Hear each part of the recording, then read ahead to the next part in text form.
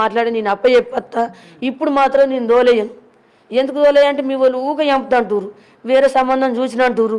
మొన్న గవర్నమెంట్లో తెలిసింది, మళ్ళీ ఒక చేతుల దాన్ని ఉంచుకున్నాడట. ఇది మొన్న తెలిసిన మ్యాటర్. నా చిట్టి చచ్చిపోయినప్పుడు నేను అలా పోతే అలా నర్సులు చెప్తుర్రు అమ్మ మీరు కనిపెట్టిరా తెల్లని దాకా ఒకటేంగా రెండే దాకా పోతుందంటే రెండేగా 11 పోతాడు. ఎటు పోతున్నావంటే నోట్లోకి వెళ్ళి మాటనే లేదానికి. ఎటు పోయినావు? అమ్మ దగ్గరికి పోయినా. ఇప్పుడు ఎందుకు పోయినావు? ఈ రాత్రి ఎందుకు పోయినావు? పొద్దున్న దాకా పోవచ్చు కదా అమ్మని చూసుకుంటానికి. తెల్లని దాకా అమ్మగాను కావాలా నీకు? తెల్లని దాకా ఉంచుకున్నట్టు మీకు తెలుసు, కన్ఫర్మ్ అయ్యిందా? ఫస్ట్ నుంచి మాట్లాడుతుండు ఫోన్లు. మా ఇంట్లో ఉండడు, మొత్తం ఫోన్ పట్టుకుని బంగ్లా మీద కురుకుతాడు, అడవిలో కురుకుతాడు, కొట్లో కురుకుతాడు, మొత్తం ఫోన్లు. దీన్ని పట్టించుకోలేడు. ఇక్కడ నటిస్తుండు, కాలు మొక్కినట్టు చేసినట్టు నటిస్తుండు.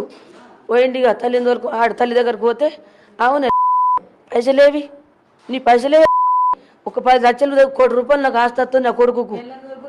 అదే మా చిట్టమ్మని తోలుకొని పోయింది దాని కొంపకు. తోలుకొని పోయినాక ఇదేమో మంచిగా బతమని పోయింది.